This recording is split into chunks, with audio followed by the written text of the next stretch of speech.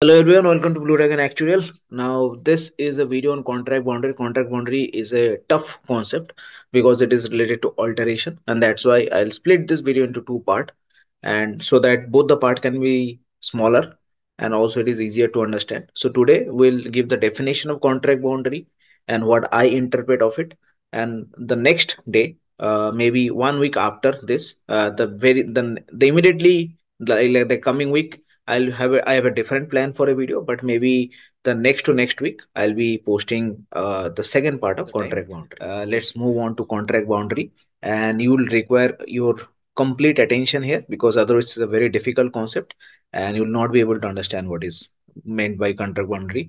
In fact, I can tell 99.99% people have misconception about contract boundary or they have never heard the term which is contract boundary. So what is contract boundary? Now this is the actuarial definition, or this is the given definition, which is contract boundary is defined as the point when the company can terminate the contract, right? The company, the insurer, can terminate the contract, refuse premium, or stop paying claims or change the premium so it fully reflects the risk at renewal or MTA stage. If there is contractual obligation to renew the policy, this must be included within the boundary, right? So this is a very difficult, kind of definition, right? So what one thing that we can interpret from this definition is the point at which insurer can, kind of terminate a policy, say that I'll not accept your premium or I'll not pay the claims. The point at which you insurer can take that call, that has something to do with the contract boundary. That much we can interpret from this difficult definition, right? So I think that's what I've just meant. What does this mean? Now, this is related to alteration of contract, right? Contract boundary. Otherwise, there is no difference between contract boundary and term of a contract because it is at the end of the term that the insurer can kind of alter, right? Or insurer can, terminate a contract. Otherwise, insurer cannot terminate a contract after, kind of issuing a contract. Insurer cannot say, "Hey, I am not going to pay you the claim" without any proper reason, right? So, insurer has to give a reason for that. Insurer can only do that at the end of the contract or when a claim is made to the insurer, and if the investigation calls out that something is wrong, something is fishy, or the proper information is not given, only then the insurer can terminate a contract, right? Otherwise insurer cannot terminate a contract. So this means that whatever is the kind of the term of the contract, that is actually the contract boundary, right? If something is not happening between, like if someone obviously kind of if in a term product, if someone dies at 5 years mark, right? Then the term of the contract is 10 years, but then because that person has died within that time period, right, then the full term is not kind of the full term is not used for that contract, right? So we are not going to consider something like that. We are going to consider at the time of pricing, right? At the time of pricing, we are not going to consider any contingent event. What would be the contract boundary? So at the time of pricing, we know that this contract is for 10 years, so that is the term, right? And usually that is also the contract boundary because that is the point. The end point is the point when the insurer can kind of stop, or insurer can refuse the premium or terminate a contract, right? However, alteration of contract means that you can change the contract in some way. As for example, you can convert a term product to whole life product, right? And there is a process over that. Anyone who has done SP2, obviously there is a chapter on alteration of contract, and there is a particular process. What are the methodology that you have to follow? What are the principles of alteration? I personally feel that alteration is the toughest chapter in SP2 out of all those 28 or 29 chapters. And this is something that is not done usually in the real world as well. This is so tough, right? So in real world, you are not kind of allowed a lot of alteration that would be contractually invalid. You are not allowed those contract, kind of alteration, although you would have studied about that in SP2. So that is called co-alteration. Either you can extend the term of the contract with medical underwriting or maybe without medical underwriting, right? Or you can convert a term policy into whole life policy or maybe endowment policy, right? It has to follow some principles, but we are not going to go into that. I just wanted to mention what is the idea of alteration of contract. So you are changing. Alteration means basically what the word suggests. You are changing the type of the contract from term to something else, or you are kind of extending the the duration of the contract, right? So you are changing something which is kind of initially given to you, right? So that at t equal to 0, whatever the contractual obligation or whatever the contractual conditions or the legal requirements that was there, that you are changing right now, right? So that is meant by alteration of contract. Obviously, when you can only do that, right, if that is present in your terms and condition at t equal to 0. Otherwise you can won't be able to do that, right? You on your own whims and fancies you cannot change the duration of the term contract, right? So that is not possible. So when can an insurer terminate a contract, right? That's what I was kind of saying. So that is exactly at the end of the term, if a contract has matured, right? Then only an insurer can terminate a contract, right? Also, after paying the claims or not paying the claims, if a contract has become like the contingent event has happened, maybe death has happened, right? At that point of time, insurer either has to pay the claim or the insurer can refuse to pay the claim, right? And because of maybe wrong information given in the proposal form, an example would be a person who is a smoker, who is a chain smoker, has kind of declared in the proposal form that he does not smoke or she does not smoke, and because of that, when the kind of the investigation, maybe uh, autopsy or whatever is done, it was revealed that the person, from the autopsy of the lungs, it was kind of revealed that the person is a chain smoker. And at that point of time, the insurer can refuse to pay the claim, saying that he has or she has kind of lied in the proposal form. And that's why whenever you fill a proposal form, whenever you take out an insurance policy, you have to ensure all the information that is given are correct. You have seen a lot of advertisement these days as well.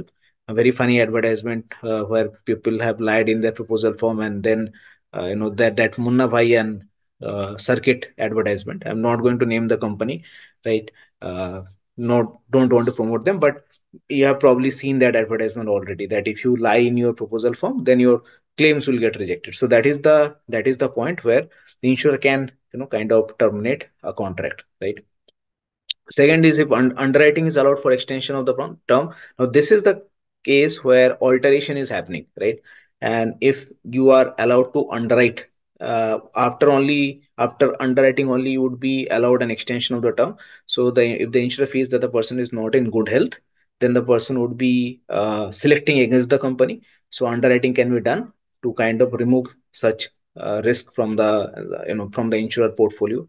So that's why when using underwriting, an insurer can separate risk and say that this risk is too substandard, so I'm not going to allow the extension for the term, right? So that is the case where contract boundary comes into picture, or the difficulty of contract boundary comes into picture. Otherwise, it is same as the term, right? But this is the case where contract boundary comes into picture. And so without alteration, contract boundary is same as the term of the contract, right? So contract boundary does not change. So this is the place now where there in the initial definition we have seen that the place where insurer can terminate a contract is called the contract boundary, right?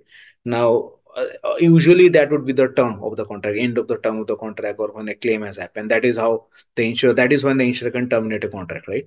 The only change appears when there is some alteration associated with the contract, right? And this is the difficult part of contract boundary. Because alteration itself is so difficult, contract boundary is a concept that is kind of associated with the alteration, and that is where contract boundary becomes very, very difficult to understand, right?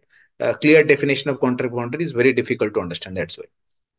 So without alteration, contract boundary would be same as the term of the contract. So I hope up to this point, this is clear. If up to this point something is not clear, you need to stop here and maybe rewind the video and understand what I meant to say up till this point, because after this, things would get difficult, right?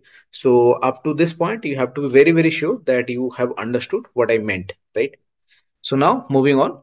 So how I personally understand contract boundary. So duration of the cash flows that are included in the premium calculation gives the contract boundary.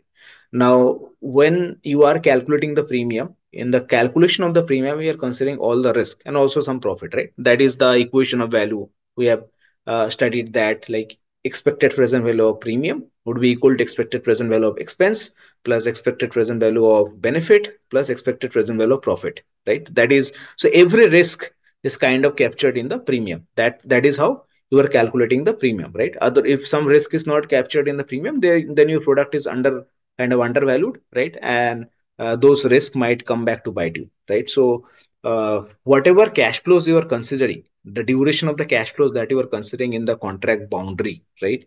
That would give you the whatever duration of cash flows that you are considering in the premium calculation, that would give you the contract boundary, right? So, as for example, suppose a term product which is of 10 years duration, right? And you know there is no maturity benefit in the term product. So, what is the benefit that you are going to consider? You are going to consider the death benefit.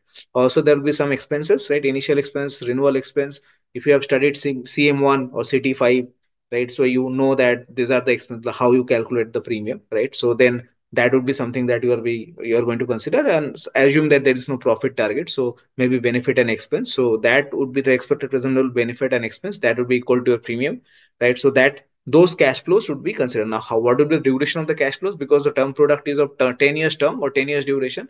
So the benefit would be calculated, or the benefit would be given after 10 years only, or within the 10 years only if the death happens within 10 years, right? So you will be multiplying the benefit with that assurance factor, and then expense would be multiplied with the annuity factor that would also of 10 years duration. So in this case, the term of the contract is 10 years, the contract boundary is 10 years, because there is no alteration that is associated with it. You cannot extend the term of the contract to 10 years, further 10 years maybe, or there is no chance of converting the term product into a maybe endowment product or whole life product after a certain time period, right? So that is not there, right? So that's why the contract boundary and term in this case is similar, right? So this is where the difference comes. Now consider this example. So this is an example of a term product where one can increase the term of the product, right, without any medical underwriting. So initial term of the product, like that is a t equal to 0, is 10 years, and without any medical underwriting you can extend the term of this product by 5 more years, right? So when you reach the end of the 10-year, then if you want, that is an option to you, right? So like the mortality options and guarantees, right, this is an option to you, this is a mortality option. You have an option to increase the term by 5 years, right?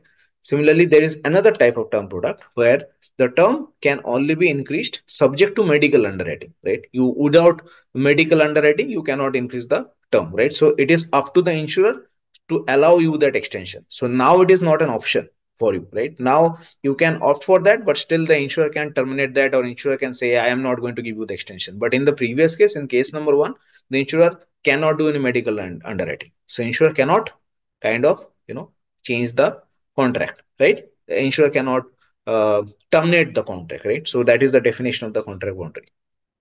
Now, so for case one, contract boundary would be 15 years, right? Because the term is of 10 years, right? At t equal to 0, the contract boundary is 15 years, right? And for case two, the contract boundary term both would be 10 years, right? So in case one, when you are considering all the cash flows, so by this logic, you are considering all the cash flows, because if you just consider this answer to be correct, right?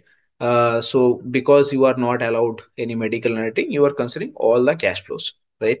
And this is how you have to kind of determine the contract boundary of a of a product, because at t equal to 0 you have to see what are the cash flows that you are considering for premium calculation. If all the cash flows are, if you are considering the cash flows for 15 years, then the contract boundary has to be 15 years, but the term would be 10 years, because you don't know at t equal to 0 whether the term would be extended or not, right? So the term is of 10 years, because that is an option that you get at the end of 10 years. So the term is of 10 years, but the contract boundary is of 15 years. But when there is medical underwriting, then the contract boundary is also of 10 years, right? And the term is also of 10 years. Now, this is where I'll stop, right? Now, you have to think, and the next part would be on that, you know, that discussion. Why you are considering 15 years of cash flow when there is no medical underwriting, and why you are considering only 10 years of cash flow when there is a medical underwriting, right? So today we can summarize this video saying that contract boundary is something that is related to alteration. Contract boundary is something where insurer can stop the contract, right? Or insurer can say that, hey, I don't want to continue with this policy holder, I want to stop, terminate this contract, right? So contract boundary represent that point, and contract boundary is related to alteration. Because contract boundary is related to alteration, so that means the terms and conditions that is present in the contract at t equal to 0 can change, right? Now this is an example, the two example that you see where the terms and conditions are changing, like the policyholder has some option to change the terms and condition, right? So in one case, we are getting the contract boundary to be 15 years and the term is coming out to be 10 years. But in second case, the contract boundary is coming and the term is both coming out to be 10 years, right? Why that is? That depends on the cash flow. How much cash flow you are considering in the premium, right? So that is how you can determine or you can understand the contract boundary. Now, the question is now why we are considering 15 years of cash flow in case 1 and why we are considering 10 years of cash flow in case 2. And obviously premium is determined at t equal to 0, right? Premium, you cannot determine premium at t equal to 5, right? Premium stays constant, right? So premium is determined t equal to 0. So that is the answer, or the answer to that would be kind of answered in part 2, right? So stay tuned for that. And if you already know the answer, if you want to take a educated guess, right, please write that in the comment section so that others might also be benefited. And that's what all these videos are for, to improve your analytical ability or to improve your thinking, right? And if you like this video, please hit the like button, please share this with your friends, and see you in future videos.